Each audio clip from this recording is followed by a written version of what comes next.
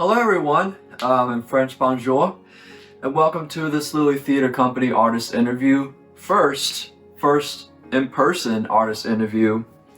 We are honored to have a great guest who is a French writer and poet. He has written different poems and plays, wrote them in different languages like French, English, Spanish, Russian, you count it. He read his poems in various venues. Please give a warm welcome to Olivier. As we are interviewing in this month of April, it's Jazz Appreciation this month, and this month is Autism Awareness Month. I'm one of the victims. I have autism, and April has a huge history of being the same month. MLK, Martin Luther King, was assassinated April 4th, 1968, and Kurt Cobain, I know later on we're going to talk a little bit about Kurt Cobain, passed away in 1994 tragically. Mentioned that in your opening statement. So what do you think about all these things going on in April and stuff? Well, April is also spring, the start of spring. Though spring here is a little bit unsettled. It's very difficult to know what's going on with that month, climate-wise. But yeah, there's been a lot of important events. Obviously, the assassination of Martin Luther King stands out as one of the most important. And it was been interesting to me to reflect upon the political violence in this country. If you think about it, there's been 4 murdered presidents, if I'm not mistaken, and at least 2 attempts on 2 others, and a candidate like Robert Kennedy was also murdered. 2 brothers. Right. So I mean, it's striking. In this beacon of freedom and liberty and so on, that you would have those events,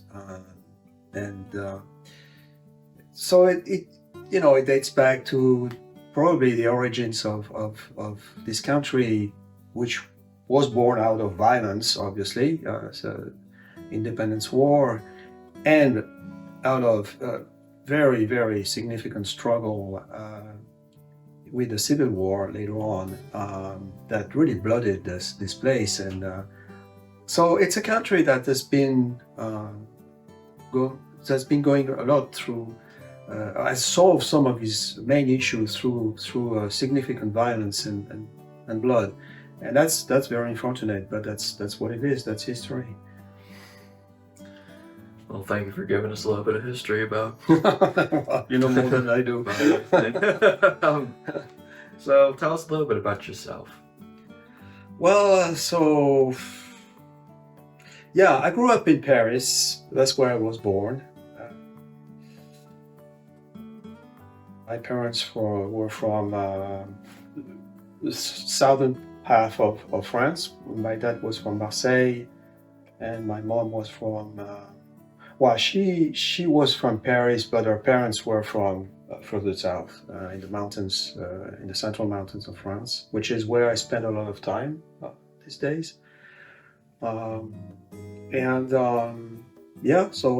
I grew up in a fairly affluent part of society. My grandfather maternal grandfather was the first one to patent contact lenses in the world.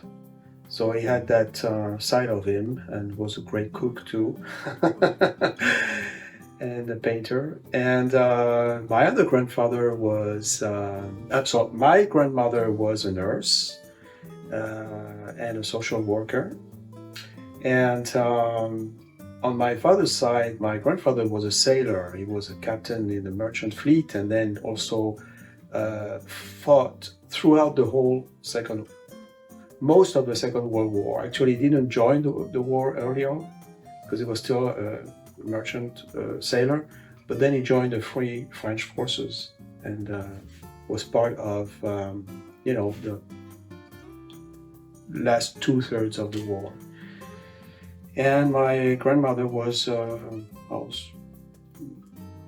household woman, and they lived for 14 years in Vietnam. So I have also an important connection with the Far East. I lived there. I lived in Korea for a year and a half. I went to China. I was one of the first foreigners to get into China in 1985, the year it was reopened to foreigners. So I visited a big chunk of China back then, and I went to Japan. So I did speak some Mandarin and Korean, but since I don't practice, they have faded away a little bit. But I was always attracted by foreign languages, learning as many languages as I could, because I wanted to get in touch with the world and know through, personal direct contact with people what was going on, and sharing our humanity. That's something that's always been important to me. That's really great. The stories and stuff like that. What brought you to the Boston area? Oh yeah. So it was my ex. We were living in Paris. She's from Spain, and so we have 2 kids together, 2 daughters, and she wanted to study a master's in public health. She's an anthropologist. She had just got a PhD from university in Paris and one in Spain as well. And she said, I'd love to study public health, but she thought that it would be more multidisciplinary in approach here in the US. And she also had spent a year in Santa Cruz, California. So she was, already, she had some understanding and knowledge and appreciation of this country. I had too, because I had spent, when I was 18, I spent 1 month in Shreveport, Louisiana. Oh. Yeah, the deep south.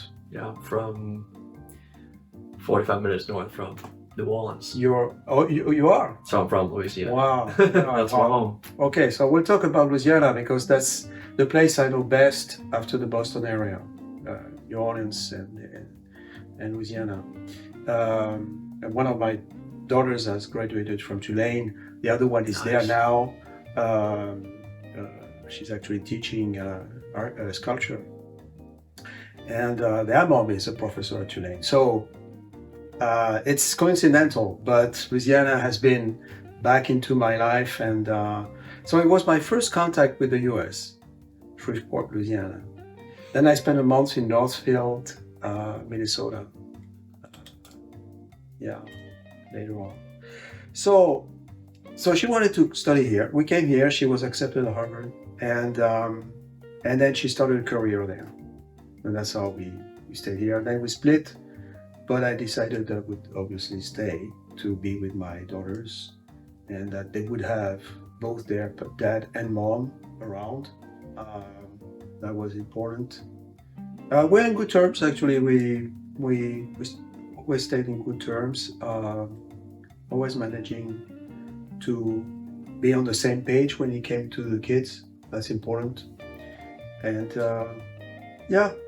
when we finally divorced, we went to the court here in Cambridge, and we came out holding each other's arms. Well done. Our daughters were like, "Oh, that's cool. That is something." But yeah, we've remained in good terms. And yeah, I'm glad that you're just thoughtful having your kids there and being here for your kids and stuff. And I'm glad you're. I came up here for Berkeley and stuff, so that was my that's my college and stuff, and that's like kind of like one of my first times. My other first time was being in Seattle, but that was like a vacation. But like my first time living up north was for college and stuff. So okay. You said 45 minutes north of New Orleans. Where's that? Slidell, Louisiana. It's a small town. Okay. It's On the other side of Lake Pontchartrain? Lake Pontchartrain, yeah. Uh-huh. It's on the other side, Lake Yeah. Pontchartrain, so Yeah, that's my home. yeah. But yeah, well, I'm glad that you're... I've been nearby. Okay. Yeah, that's cool stuff and everything. Yeah. Yeah, glad that you're in Boston, living your life and everything. So, when did you first start writing? Oh, that goes a long way. I started writing the first poems I wrote. I was 9, 10. Yeah, I wrote a whole bunch of them, and I can actually remember the first I ever wrote. I can't recite it, but I do know what it's about, and I found it not long ago. I found this little booklet. Then I really started writing during my youth, as a teenager, poetry, stories, short and long. Yeah, my youth and young adulthood were very complicated, and so I didn't really know which way to head, generally speaking. Writing was stories were a bit my way out of my troubles, but even that was troubled. I was discouraged a lot from writing by my folks, especially my mom. She didn't see it as something I should do, and she tried to push it back, and other things. But yeah, so I kept at it. There was one time when I threw out much of what I had written. It was sort of suicidal a little bit, you know, in a way. But I couldn't help it. I had to get back to writing, and so there was some gaps of but I never really stopped. It always happened. Yeah, I noticed with like I'm not like an actual like writer, but like I used to write just to get my feelings out. Yeah. Everything. Like when I'm like troubled, or if I'm just have this like a mental breakdown or something like that, I just write it down and everything. It really like releases my troubled thoughts and everything like that. So it really helps and stuff, and I'm glad that you're It is cathartic. have that as part of your It is career. partly cathartic. I know it helps to clear out some things, put in perspective sometimes. Yeah, I mean it's somewhat therapeutic. Yeah. I mean, it's helped me to see things I had not seen clearly before, to put into perspective things that were blurred, and which I had a vague sense of, but you know, putting the words on those things just was powerful, and it helped me understand what was going on. It's, you know, sometimes it did, but that came late. Actually, I had several attempts at, you know, confronting some of my issues directly through writing, but it was probably too direct. See what I mean? Like really getting into the thick of it, and one more recently, in a way that was completely unexpected, I got back at it, but that was not the primary intention. I was just exploring things that were going on with my brain that I thought were interesting, and I was just trying to describe the ways those things were showing up, and the lines of thoughts, how they were working in between each other, parallelly, and so on. And just writing about that, which was kind of documentary, it opened up a whole new world and a whole new story. And I started, you know, getting back to traveling I had done and my younger years and that was what I had attempted to do before, but done in a very different way, and it was really revealing. Yes, definitely helps a lot with writing and everything, and like I said, it really helps with the thinking and everything. And it's I'm glad that you're doing what you do and everything. It really helps you do what you do and everything. Yeah. So if there's any like big authors or any influences that got you to writing and stuff? Yeah, I've along the years I've read a lot, and there's always been authors that have really struck me. So I would say when I was a young kid, young person, I was very much into reading Jules Verne, for example. Mm. So I read not everything, but a lot of what he wrote, and a lot of adventures, books, voyages, mythology also, and myths from around the world. I read a lot of science fiction too. Lots of comic books are very popular in France, and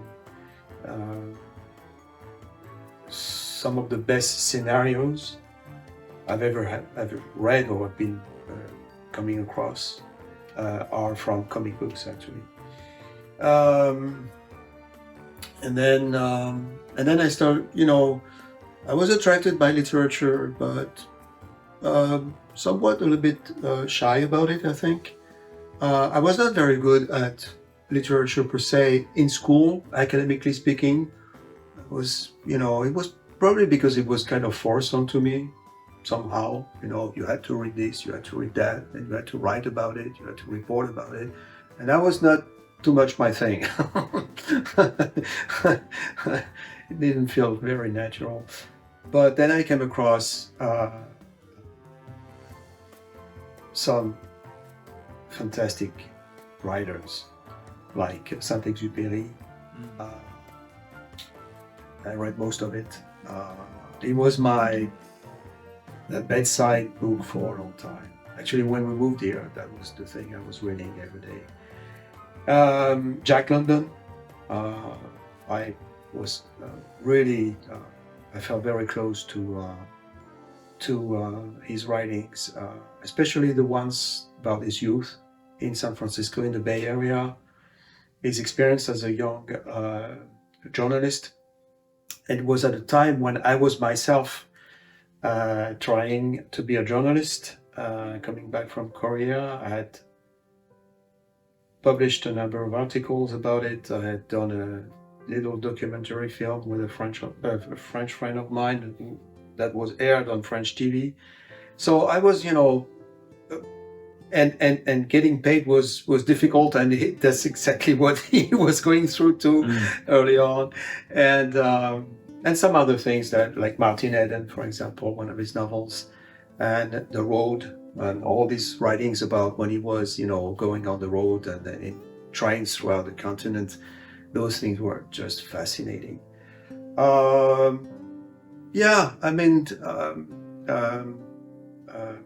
Another one that I really enjoy very much is Isabel Allende, or Luis Sepúlveda, the Chilean author also, whom I really enjoy, who died out of COVID, unfortunately. And then, many different authors. And then in poetry, Victor Hugo is kind of central, but another one is Aragon. I consider him as at par with Victor Hugo in terms of how a master of the language, a poetic language he was. But then I enjoyed many different types of genres. Mhm. I've read a lot of things. Lately, I've read. I really enjoyed so much reading James Baldwin. That's fantastic writing, absolutely fantastic writing. And right now I'm reading this Asian novelist, this uh, woman who is little known, but it's remarkable, just remarkable. So a whole lot of um, the list is long, it's much longer, but just to say that I may have been influenced, but I can't really pin who would have been more instrumental. Yeah, it kind of just like you took it and put it your own. Yeah, So but I'm always inspired when I Yeah. read something I enjoy. I think is great. At least I appreciate. It's inspiring. we were talking about it earlier. You published work on social economic analysis about the health and public health, especially you wrote stuff about COVID and everything. Yeah, recently. Yeah. They were in news magazines and Yeah. stuff. So Yeah. would you like to go more in detail about that? Yeah, so those were published in a news magazine. It's a economics news magazine. It's actually the most circulated in France. It's a monthly, and I had contributed to that publication already a number of times, usually about health issues like tuberculosis, for example. And others, and access to healthcare in the US and other places. So yeah, when COVID hit, which was not a surprise to me because working in that field, I had been in touch with people who were in the thick of it and knew that other pandemics were around the corner.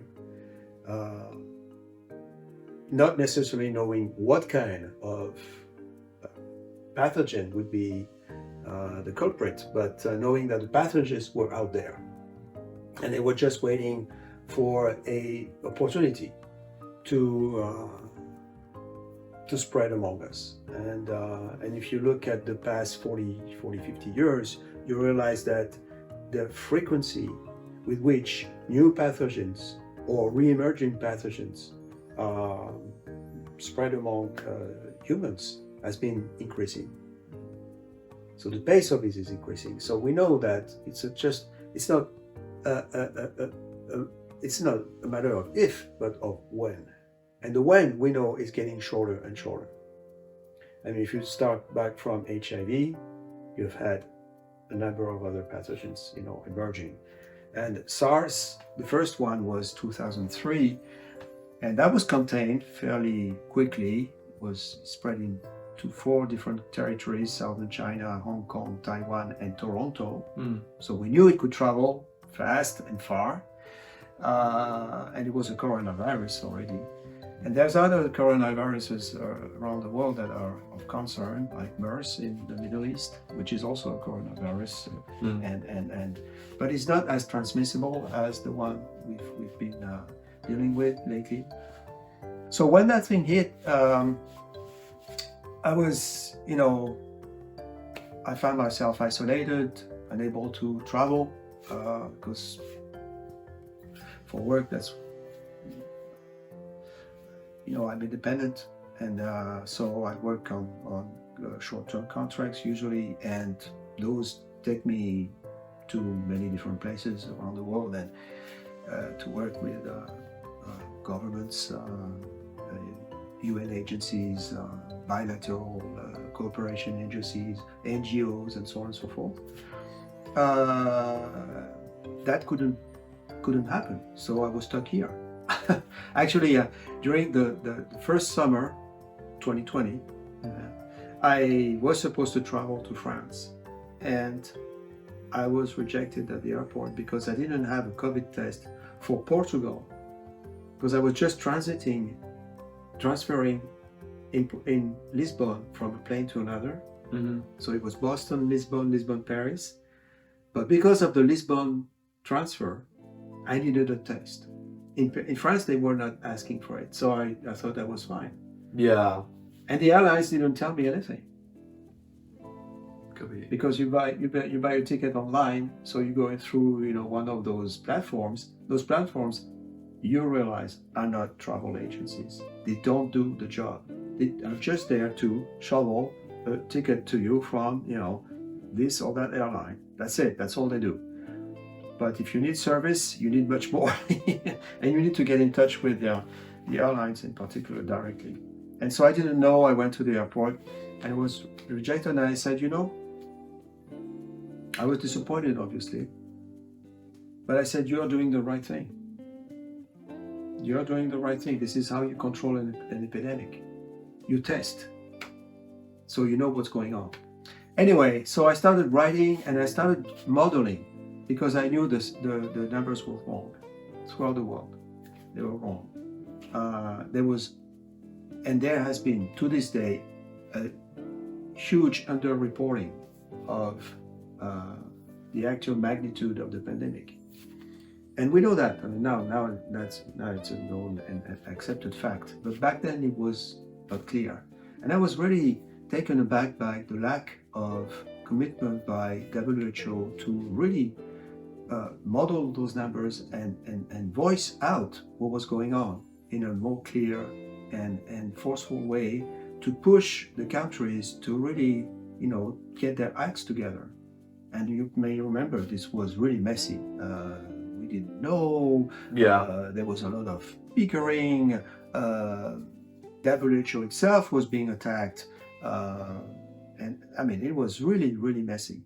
And what should have been bringing us together and collaborating more actually did not, even, I think, contributed to dividing us in certain ways. And that was really, really, really distressing.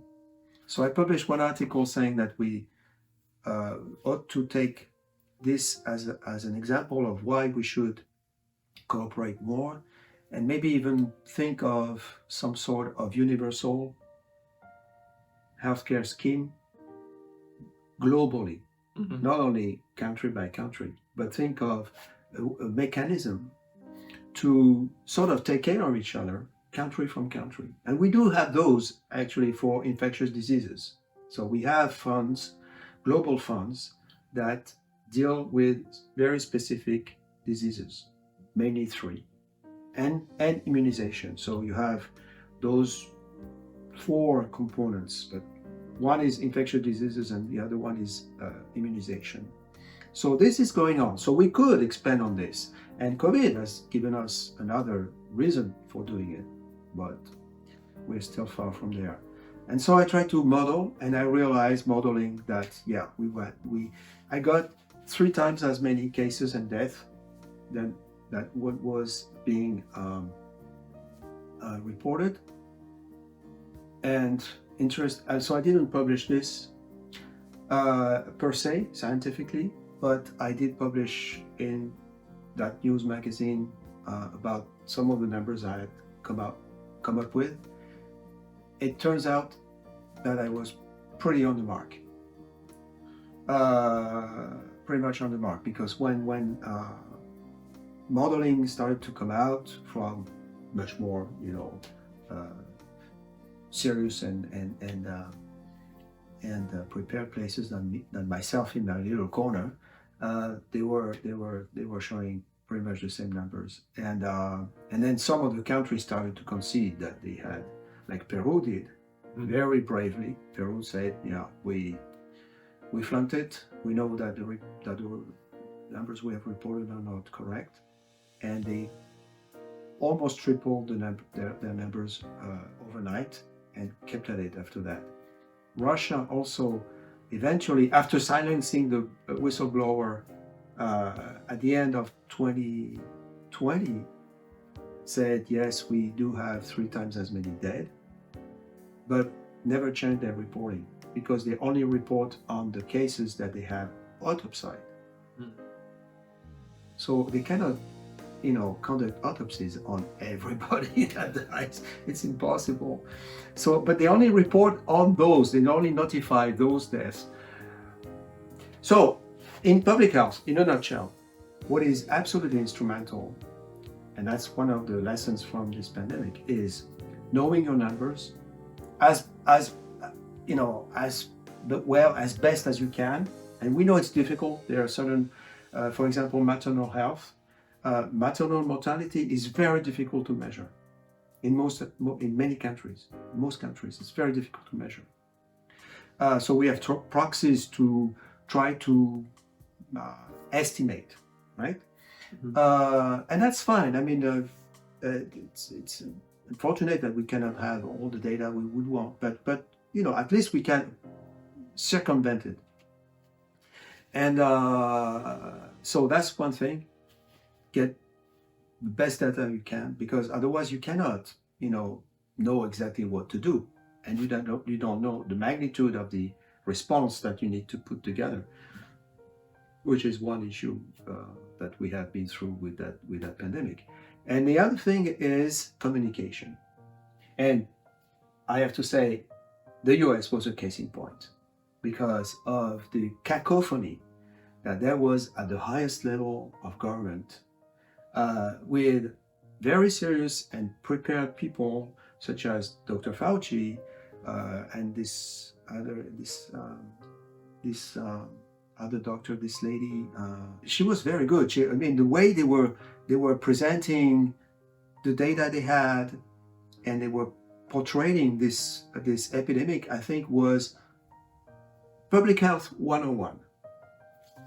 But next to them, and pushing them aside, well, this guy, who said the most damaging things, and who, I'm afraid, has been directly or indirectly responsible for tens, if not hundreds of thousands of deaths in this country, because of the misconceptions, the miscommunication, the complete chaos that he contributed to create at the highest level. And so if the communication is going all over the place and contradicts itself on a daily basis, then, so people who are not too sure what's going on, they can fall one way or the other, they can start interpreting themselves, and then everybody becomes an epidemiologist, or everybody has a theory about it, even though very few people actually know what's going on and can really speak about it, I would say, in an articulate way. It's very complex. And public health has that thing that is multidisciplinary, and it's fascinating, but it's very complicated. Mm-hmm. Yeah, COVID did a lot for us and everything, and changed a lot and stuff. Yeah, and good thing I came here in 2021, which was a year later and stuff. Yeah. They finally got the flights working again, and I remember just chaos, lack of communication, confusion, terror. Yeah, that's all I can say about that. Yeah. So that's COVID right there, everyone. So we were also talking about you were featured in City Nights, on the little cafe in the Cambridge area. Tell us a little bit about that. Yeah. So I've been going to poetry clubs and venues now for a long time, in Paris and here.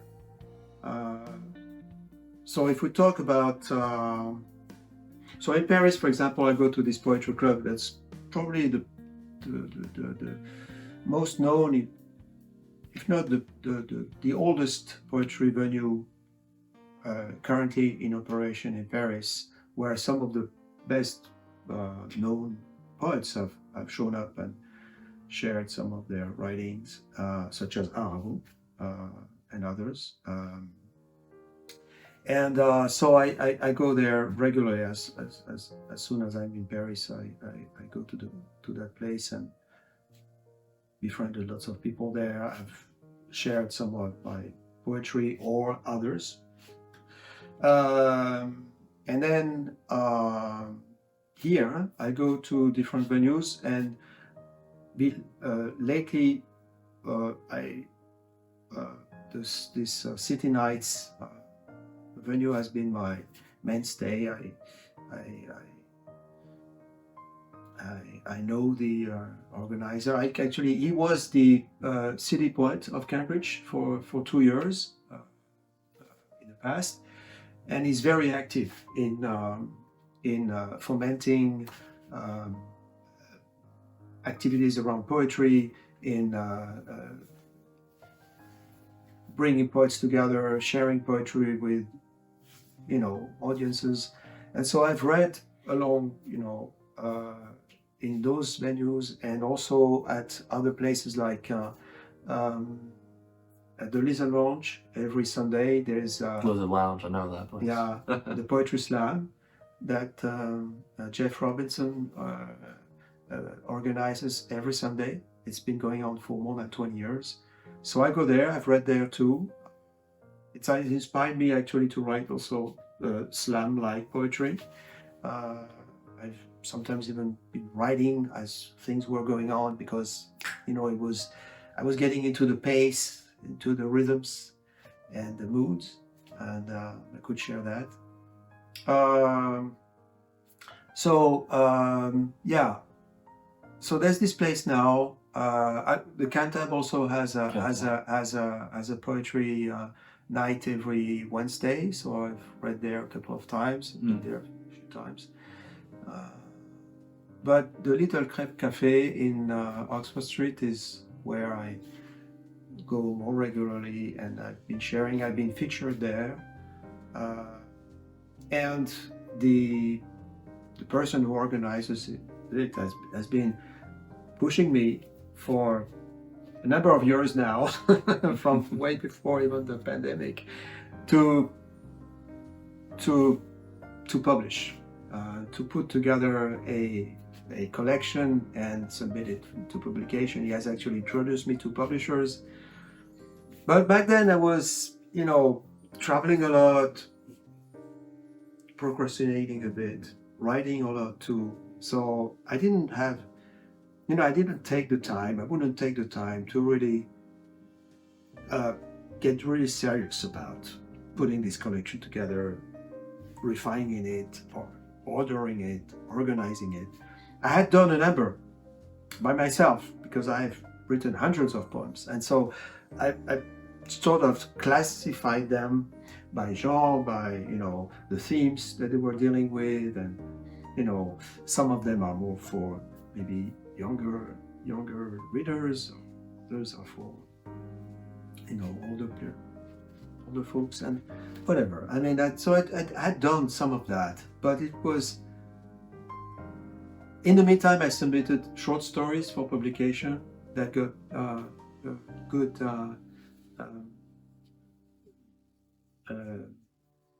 That were well received, but were not in line with the publishing company's line of work. And I'm not very persistent. Like publishing, I know I should do it because I want to share. I want to, being involved in that world also of literature, but in the sense of participating in this world, being part of it.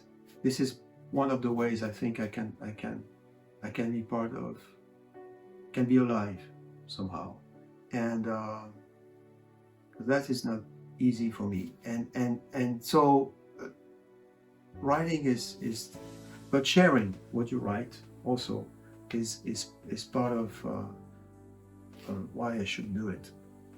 And I love to do it, actually. I love to do it. I love to get feedbacks and responses. And there have been fairly positive. So that's very encouraging. And so he told me, look, now you really need to get serious about it. I want you to get that collection by. So if you give me deadlines, then I start to get organized. And so I got it. And so it's going to be published now. I got it. I met with the publishers again, and actually just a few days ago. And so now I have to come up with a forward and a title, because I don't have a title for the collection yet, but I have to come up with that. All right, so well, let's get to the Kurt Cobain story. Oh yeah. Yeah. So Kurt Cobain. Yeah, that was with your story about him, and yeah. Lily shared with. I think Lily was telling me about the story and stuff. Yeah. Well, that's one thing I have to translate. Actually, I should do it. I should now that we're talking about it, I think I should try to share it here with people here because it's in French. But it came out of a dream. Mm-hmm. I was in this dream, and so just to give you a few points of reference for the stories, I was walking up that high land, high ground, forested high ground, but with open space. I could see a large valley, and it seemed to be the northwest of the U.S. Like, Oregon, Washington, somewhere. Yeah. So just to let y'all know, Kurt Cobain, if y'all don't know about him, he's the famous grunge artist from Nirvana. Yeah. They did Smell Like Teen Spirit, which is the biggest hit and stuff. And Seattle was like the grunge city and everything. And that's like one of the first grunge bands and stuff that he died of suicide years later, but very young, guy. 27. Yeah, something 27 group and everything. Yeah. But yeah, keep going with your story. And No. That's it. No. It's important to remind those who might know of him, who he was and what he did. And so I couldn't say that I was a big grunge fan necessarily, right? But I was, I think that something touched me about his music and the way he was, getting it through and living it through. But again, it's not something I had in mind. It just happened that night. I was, in this place, and here it comes in my dream. I come across this guy. I say, and we befriend, right? We're on this road, this countryside road, and I had just arrived in this little town, this village, and downhill, and I'm uphill, and I come across this guy. So he says, I'm staying here. Why don't you come? We can share a beer or something. So I go to this house that he's staying at, and I see the instruments, the guitars, and everything, and we start talking, and the friendship starts developing really, and he shares a couple of songs with me that he was working on. I say, yeah, I know, that's him, that's him, and I really enjoy it very much. And so he asked me, do you play an instrument? And I know that's one of the questions. So I do play the guitar, but I play classical guitar, and I'm certainly not very good at playing.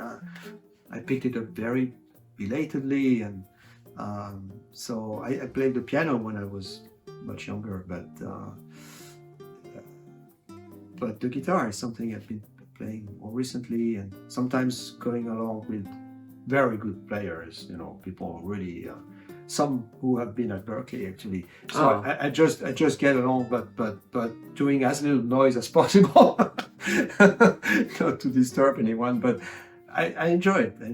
And so he asked me, do you play an instrument? I say, yeah. Well, I still tell him about the guitar, but not the kind of guitar you're playing, not the kind of music you're playing.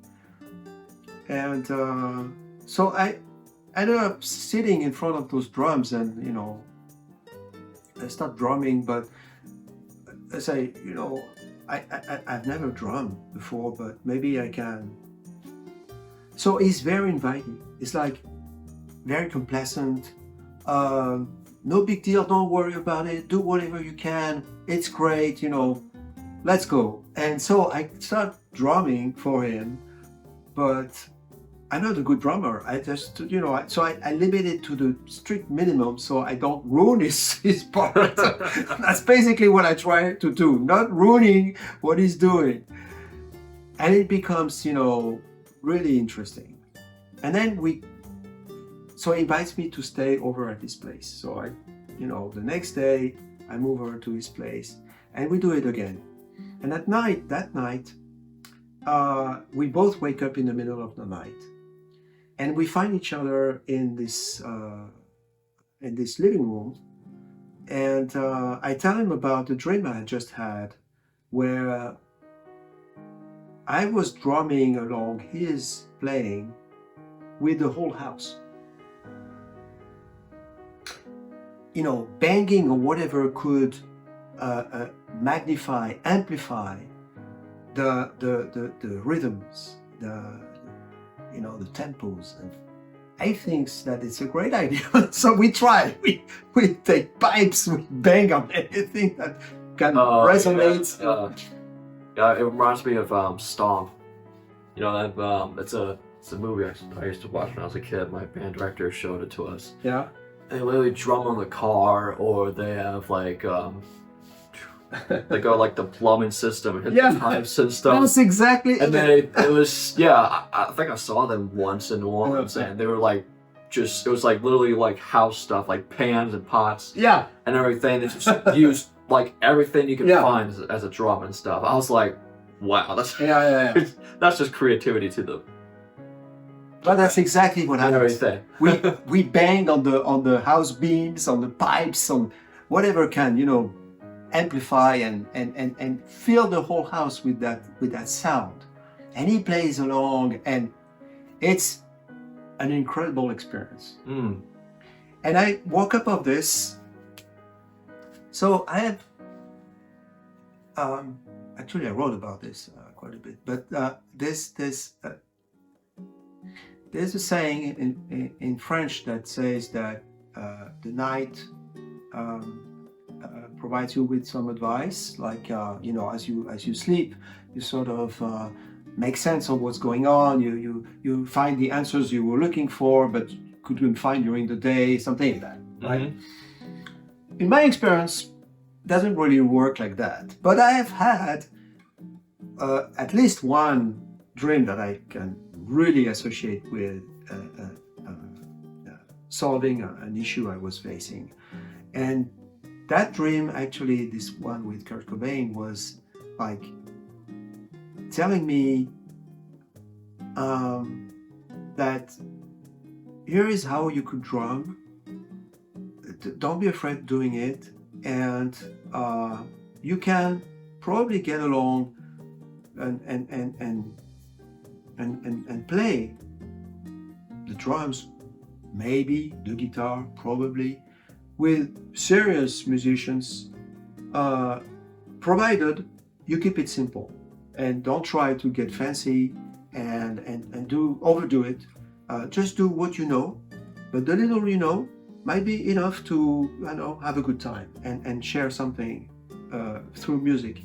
And that was revealing to me. It was revealing. And I think it was part of my process, or my processing of having had the guts one day I was at this party where I met Lily actually, but it was before that. And all these guys, all my Latin friends and American friends and so on, playing, and they were they're great. Some of them do that for a living, and and they always hand me the guitar. Why don't you try? I say, that's not exactly what I do. And that night, I had come back home. It was 1 a.m, and I say, why the heck not? So I picked my guitar, went back there. That surprised them a little bit, but they thought it was cool, and they were also, because those guys play up until 3, 4, 5 in the morning, and I came along. They just started, and that was my first time. And so it was probably shortly after that. I had done it like 2, 3, maybe 4 times, and one time I had got some nods from this guy saying, okay, Olivier, that's not so bad. doing fine here, and because when you learn classical, you learn music very differently. You read music like, I play those things. So, so I read, I have books and I play along, but so it tells me whether there's alterations, but I don't know the key. It doesn't tell me this is. Well, that's a key at G. Okay, so you find it right. You know that you know key of G, but for me, I've got to compute it, right? I have to. Yeah, that's part of. It's not natural. It's not natural. Right. It's not natural. But for these guys, that's all they know. They actually cannot even read music. Most of them. That's perfect with you having those books and having the sheet music. That's very advanced for musicians. Not a lot of musicians can read. No, but yeah, and the friends I have, musician friends I have, one of them actually comes along now. He comes here so we can record poetry and music together, and we have showcased that recently. That was Nice. Cool. Yeah, and he, for example, from Guatemala, he grew up, playing the guitar because he saw one day one guy in a house playing the guitar. He saw him through a crack in the door, basically, the door slightly open, and he could see how the connection between this guitar player and the people around him listening and participating, and he thought it was terrific, great, he loved it, and he decided to do that, and that's what he's done all his life. But he has never learned how to read a single note. He cannot do it. Now it's either But he's not listening. Yeah, yeah. But he's a fantastic guitar player, and he knows throngs of songs from Latin America. Is fantastic. And so for me, of course, it's not easy to play with these guys because I come from a slightly different musical culture and training, sort of training. But I decided I would try. I would try to get closer to what they do, and that was satisfying. And I think it is, those things were going through my head. Am I good enough? Can I do it really? How far can I go? Am I not limited? I think all those questions were going on when I had that dream, and it sort of provided me with a sort of answer. Not to everything, but at least say, don't worry, you can go for it. You probably have just enough to be part of it somehow, and that was reassuring. Yeah, it's very hard to not get accepted and stuff. It's very easy if you're like a beginner or advanced or anything. You can still get accepted and stuff, and you can always like what you got. You have books and all that stuff, so you keep on practicing to get better and everything. But yeah, I sometimes have those feelings like, am I good enough? Can I play for this gig? And I just I try to be perfect with my music and everything. So yeah, I'm just the interview host. I'm a musician too, but trying to think. So let's bring back to Louisiana. So Yeah. New Orleans, that's where the French started. Was New Orleans, the French Quarter? You know, the French Quarter and everything. They New Orleans has a lot of French in it, and also my stepmother, her name is Cherie. If you have heard of that name, it's a French name, Mm-hmm. and stuff like that. So a lot of French culture Yeah. came in New Orleans stuff. So I kind Well, of think you. New Orleans why you like Louisiana was so founded by French people, by Cavalier de la Salle in particular, in the 17th century. And then the Cajuns also came. the Cajuns. The Cajuns actually are Acadians.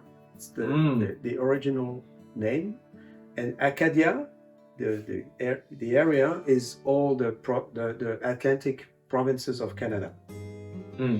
That's where they were deported from, actually. The first concentration camps that I know of in history were done by British troops against the French living in that part of the world. They would round them in their villages and their churches on Sundays, for example, as everybody was in the church. They would round the village, burn it down, take all the people out, put them in those camps. So that was during the French-English Wars. And then half of them died in those camps, and the rest was spread out among the 13 colonies. And then they were mostly rejected from those colonies, and the survivors ended up in Louisiana, where there was already a French settlement, so New Orleans and others. And so they brought with them their culture, their language, their music, and their pronunciations. And this one reason why they call Cajun, so Cajun in French, is because it's a mispronunciation of Acadien. Acadien. So all the Louisiana people out there, there's some history about New Orleans and everything. Oh, they know that. They know that. They probably they know that. I learn something new every day, so that's what I think about it. Yeah. But have you ever taught people how to write and stuff? No, not really. No. Not really. No. My kids have picked up writing. One of my daughters, one is an artist. She's dedicated to sculpture and other forms of art, and that she combines and teaches also now. But my other daughter, who's in film and documentary production, she also writes poetry, and pretty good one. But that's probably come from my writing, but that's the only transmission I can think of. I've never taught anyone how to write because I don't think I'm suited to do that. Anyways. Yeah, so go back to Europe. We go back to just write poems, talk about history and all that stuff. You're doing a lot. So we were just talking about plays and stuff. Have they been performed anywhere? No, or? no, not yet. Not yet. Well, it's a recent endeavor. Not writing plays. I've written plays since the 90s and have a whole bunch of them. But the idea of really getting out there, trying to have a chance to have one of them being represented, that's new. That's new. And it's been thanks to encounters, because I go to theater festivals, and one in particular in the countryside where, in the summer, even if it's the middle of nowhere, you only pretty much have, the only things you have there are forest and cows and a few people. But in the summer, it's bustling with lots of music, theater, all sorts of things going on. And so I go to this one festival in particular that I really enjoy, and that's how I met this director, and we befriended. As I shared about writing to her, and she said, "Oh, I'd love to see what you're writing." And I don't know, there was a bond, something happened, and so I sent her a bunch of short things, and but she's so busy that she has not had, I think, a chance yet to read any of it currently, because I saw her recently in January, and she had not done it yet. And she assured me she would be doing it within the week, and then within the week she had other issues coming up, and sick dad and so on. So things happen. And here, this my friend who pushed me to come up with a poetry collection, who said, "Oh, you're right," because he's also a playwright, and he told me, "Well, well, so tell me about what you're writing," and that gave me an example of something I'd written recently. He said, "Oh, I love it. We should organize a public reading of it." So we'll see. It's just in the pipes. I don't know. Is there light at the end of the pipes? I have no idea. Could be. But I hope so. I'd love it. Also because I love theater. Chekhov. That's talking about authors. Chekhov. Reading Chekhov and other playwrights. Some of the best reads. I love Chekhov. And I played, actually. I acted in one of Chekhov's plays. The bear. I was the bear. Oh, nice.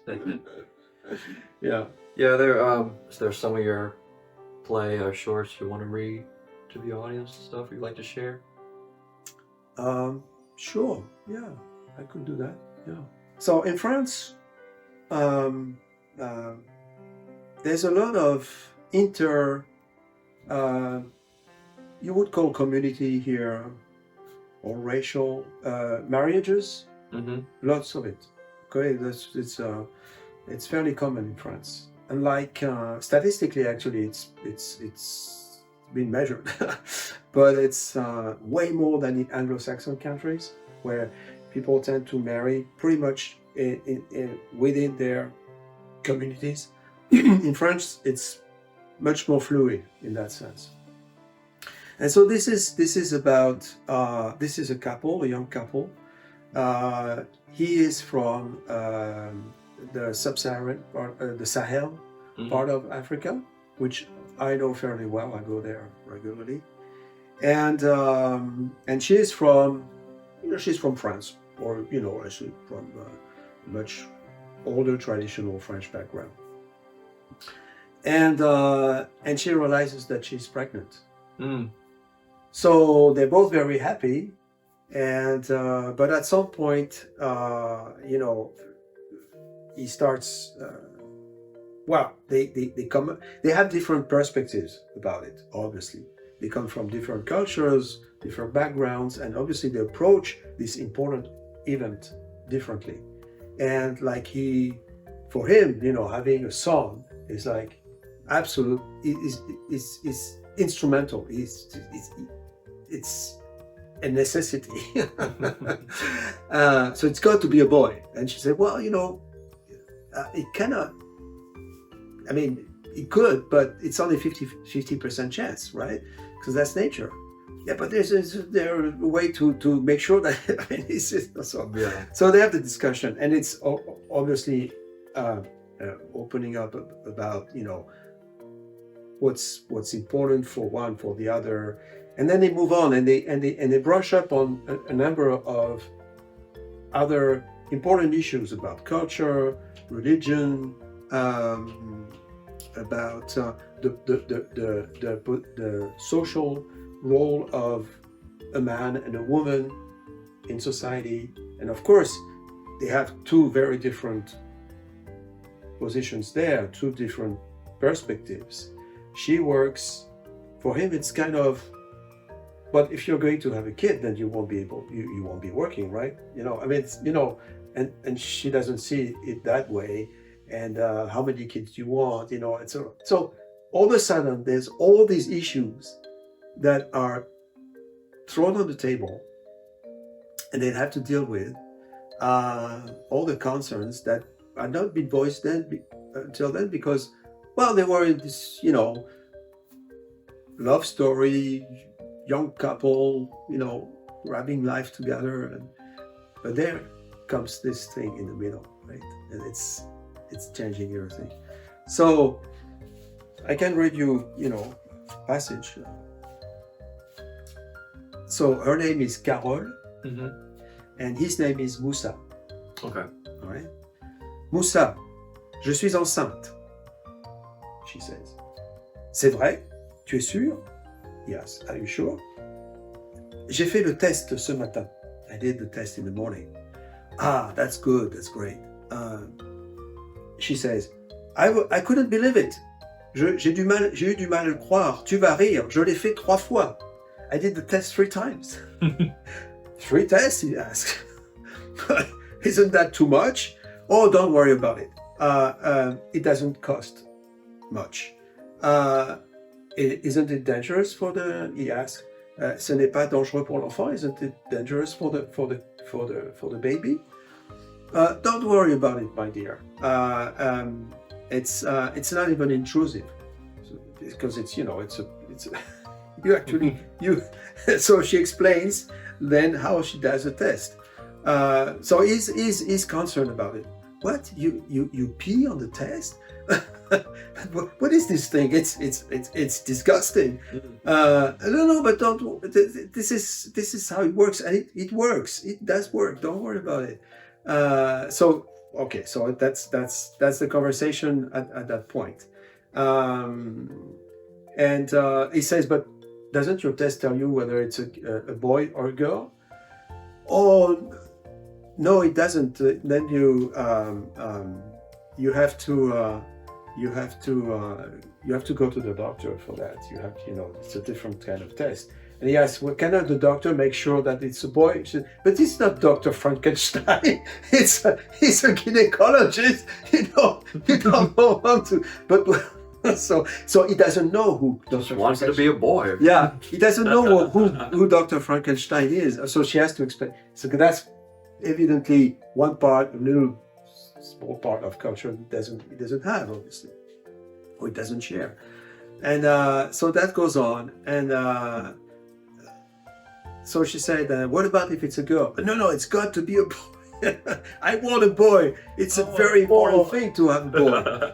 You know how prevalent this is throughout the world?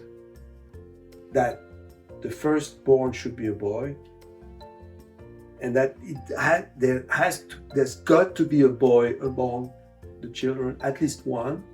This is throughout, Asia, Africa, and elsewhere. It's absolutely it is extremely important, because for them it's the line of descendants of heritage goes through the boys, not the girls. Mm-hmm. Yeah, so for them it's so important, and for her, it's not that important. She'd be happy with whatever and whoever comes out, etc. And so she talks about Dr. Frankenstein. Mais Moussa, il n'y a ni Dr. Frankenstein, et heureusement parce qu'il est épouvantable dans le film. She says he's awful character in the movie. Ni un autre docteur qui puisse changer le cours de la nature. So neither this Dr. Frankenstein ever existed, or another doctor can change the course of nature. That's what she says, right? Nous aurons ce que nous aurons. We'll have what we will have. You men, how you go sometimes, how you approach things sometimes, and etc. And so then she tells him about the fact that when she gives birth, then she'll have, actually even before that, she'll be on leave of absence, paid leave of absence, right? Maternal leave. She'll be on maternal leave. Oh, he says, oh, that's interesting. I didn't know. How long? So she said, well, it's about 2 or 3 months, and that's it. it should be 2 years, and he wants her to stay at home, take care of the kid, and so, but she's having issues with that because she sees how, differently he approaches those things, and he wants her to quit her job, and he wants her to have, a baby after that, another one. So how many do you want? 5, 6, and then how are they going to name him? And so that's another big issue, because he wants his son, because he only thinks of the son, to be named after his father. So that's another tradition you find in many countries, like Spain, for example. In the Spanish-speaking world, so Latin America works the same. Sons are named after their fathers, and daughters are named after their mothers. In many instances, in many cases, and then sometimes actually it becomes a little complicated. If you read 100 Years of Solitude by this author, whose name is hiding from me right now, Nobel Prize, one of the Latin America's greatest authors. You have to have the family tree with you all along, because all these characters are named the same when they are males or when they are females. So they're all Buendia, but then the first names of the grandfather, the great-grandfather, the grandfather, the father, the son, they're all the same. And in the family of my ex, that's the same story. So she bears the name of her mother. So in order to differentiate them, they add little things, right? So they, for example, in the family, there's an Arturo, and Arturo, whom I knew well, the great-grandfather, then the Arturo grandfather, Arturo father, Arturo son. So each one of them has a little change in his name when you call them. So you would say Arturo, or bis Arturo for bisabuelo Arturo, great-grandfather Arturo. So you will say bis Arturo, you say Arturo maybe for his son, then the son of his son will be Arturete, and the next one will be Arturin, right? But so this is how people differentiate. But basically they all so there's a little bit of that going on too in that discussion. Yeah, I'm the third of my family. So my grandfather is William Crawford Sr., my dad's William Crawford Jr., and I'm William Crawford III. Okay. Yeah. So I guess we got that from the Spanish tradition. I noticed like male does it a lot more than female. Like I've never really noticed like female. Like it's I know they get their middle names from their mothers and stuff like that. Yeah. Not really their first names. Right. It's mostly males that get their names from their fathers and stuff. In France, on the contrary, we try to avoid that. It's fairly rare that someone would name their son or their daughter after themselves. It's very rare. Precisely not to confuse names, not to get confused. But in a Spanish tradition in particular, that is almost the rule. So, but it is. So he wants his son to be named after his father. And she says, well, yeah, but I like also that Georges, for example. And who is Georges? Who is Georges? Well, Georges, is I think our grandfather. Yeah, but that's further away, And then, so they have those discussions, cultural discussions about, how should we name our son or daughter? Because then they also, she manages to let him acknowledge that it could be a daughter. So if she's a girl, how would we? And they have a whole other discussion about naming a daughter. And that's also touches about death and death and life, but in particular death of young children, because he's coming from a country and a family and people and a population where there's still a very high child and infant and child mortality rate. So his family lost a sister of his when she was very, very young, just a few months old, and he thinks of naming his possible daughter after her. Yeah. Right, that's one of the things he has in mind. It's not the only name, but he is thinking of that. And so there's a moment actually of tension and tenderness between them, because she didn't know the name. She knew about the dead sister, but she didn't know her name. And so when he says that, she's like, at that point she has become a little nervous about the whole thing, and she says, "Okay, so who's this Aisha too? Is she yet another of your sisters?" And at this point he's kind of angry, because he says, that's the sister who died.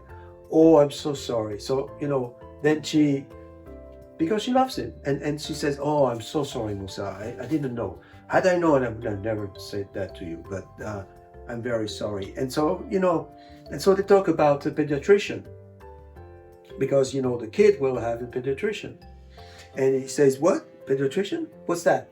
He has no idea, because they're not used to having pediatricians. I know pretty well the healthcare systems there. Let me tell you, having a pediatrician following up on what's going on with your kids, that's extremely rare. So he doesn't know what a pediatrician is, and he says, "Well, pediatrician? What's that?" "Why?" Says, "It's a doctor who follows up kids, who takes care of kids." And what, are you saying that our kid is going to get sick? For him, a doctor means you're going to get sick. You're sick. No, she said. So she has to explain to him also, the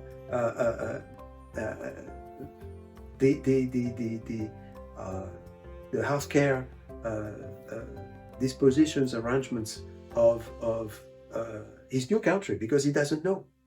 So they have to negotiate that too, and so on and so forth. There are some other issues that they have, like he wants to have all the women in his family come, so they can take care of the kid too, because that's how they do it there. And she's a bit sad about it, because I don't know. And so they also talk about how one society deals with bringing up kids versus the other one, and so they try to and there's some moments of sort of humor too in there, where like she say, "Oh, you man," because he's not only a man from Africa, but he's also a man to her, right? Yeah. And so he said, "You man," and at some point he's like, "Oh, you women,"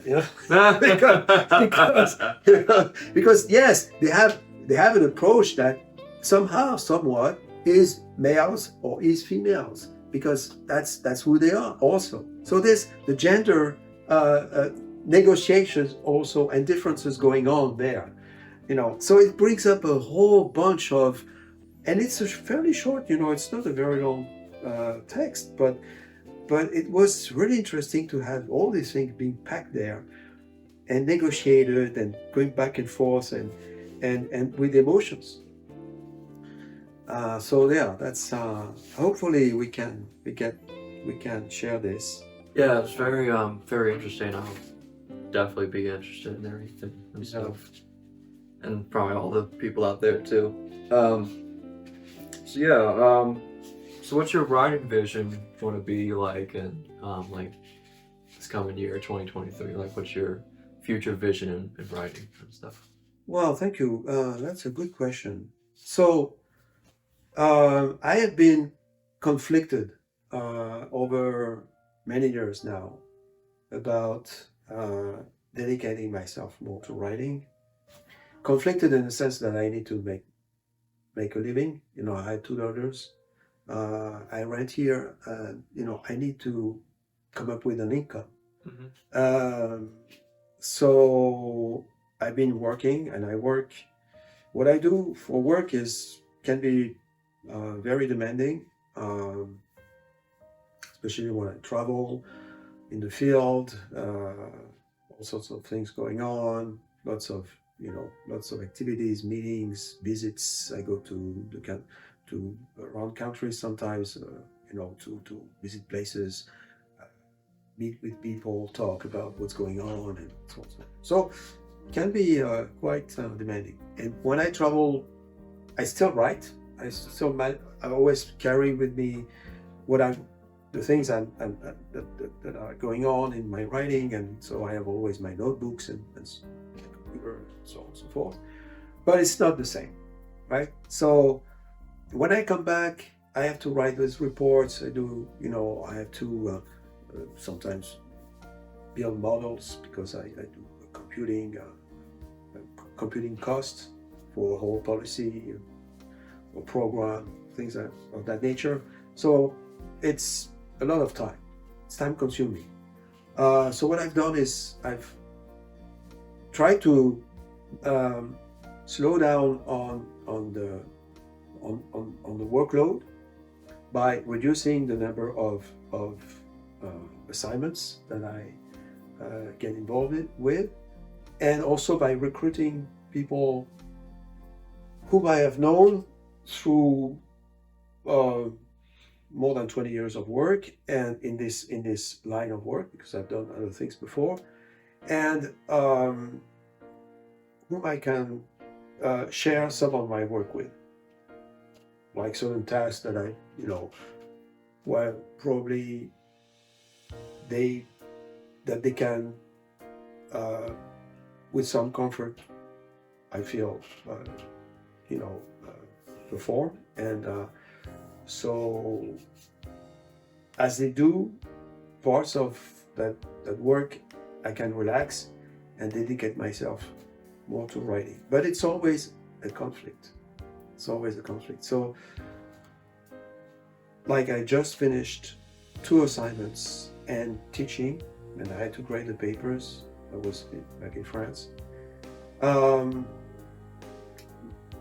And I really decided that I would not work for a while because I really want to dedicate more time and little energy I have I can gather to doing this. And if not, what's the point?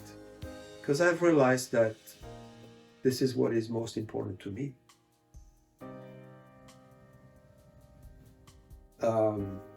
It took me years to acknowledge it. Also because I didn't really have much of a choice for many years. For all sorts of reasons. But I know this is how would I put it? Because I don't want to sound too. It's just something you want to do and everything. Yeah, It's something you're passionate about. I something need to you do. Can, I need to do. Exactly. I cannot help it. It relates to me being a musician and stuff. Everybody has their own passion, Right. their own focus and stuff. Yeah. And if you do something that you don't want to do, it's going to be stressful. Yeah. And it's going to be miserable. But if you want to do something that you want to do and develop a great career with it, then you got it. I was instilled fear and doubt about what I was doing, and I was directed or inspired, no, but encouraged to do something else and get into some direction in my life. And so that's been a battle all along. And so that fear and that doubt have been present in me, and doing quite a lot of damage, I have to say. And so I've always interrogated myself, why the heck do I do this? Is it appropriate? Am I capable? Is there any interest in doing it for others beside myself? So always grappled with that, with those issues. But at some point, I say, hey, what's really moving you? What is really important? How do you want to be alive in this world? And that's definitely one of the ways I want to be alive. I need to be doing this, because otherwise there's part of me that is not alive, that's dead, that is, not flowering. And yeah, that's why. So to answer your question, yeah, this year I really. Hey, by the way, well, this is one thing. When I was 20 some, I worked with this guy. At some point, he was Amazon before the internet existed, because we had the internet in France. Mm-hmm. We had a form of internet. And I worked with this guy who had this idea of selling books online for publishers. So the publishers would put their line of books online, and so people could, see what they had and could order them from the libraries or whatever, from the bookshops, I mean, whatever. But there was this idea, and so we tried to see what we could do with it. But he told me, as we were coming back actually from the largest book fair in the world, which is in Frankfurt, Germany, we were coming back from there, and he told me, we talked about writing and what I was doing and my ambitions back then about writing, which were grandiose, kind of, way above my head. And he said, I think you'll publish your first book when you're 60. I don't know whether this was good or not to say this to me, but that's what he said. And I'm 60. And my first book is probably around the corner with this poetry collection. So this guy was prescient. So this year is probably an important year. But hey, I thought, I've been thinking year after year that this would be the year, and it didn't happen. So I just, I'm very cautious about it. It seems to be a bit more promising this time. We'll see. Yeah. If there are any parting words you would like to leave our listeners with?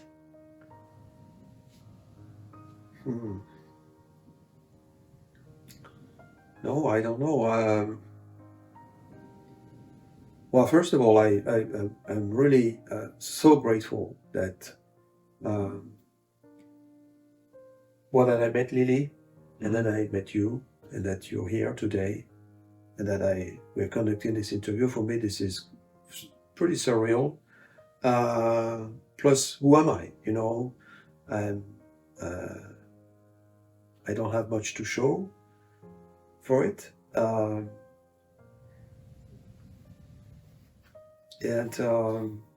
But yeah, things happen, and you never know. I'm glad I kept at it, and that I have not been totally discouraged about it, and that I can share. For me, that's the most important. It's about sharing. It's about getting to touch others and being touched, connecting, conversing. Yeah. I don't know if that's good enough, but that's what I would say. Yeah, thank you so much You're very welcome for being part of this interview, Olivier. And just very inspiring to hear all the information from you, and just all the writing and inspiring Boston, France, and all over the world. We're going to post this on YouTube and Yeah. Spotify and everything, so everybody's going to listen to you and posts. You can say like, hey, I'm part of this interview and stuff, and so I know you're doing really great things and stuff. So thank you for enjoying it. Thank you for joining us. And if you'd like to book a lesson with any of our faculty from Lily Theater Company, go to www.lilytheatercompany.org.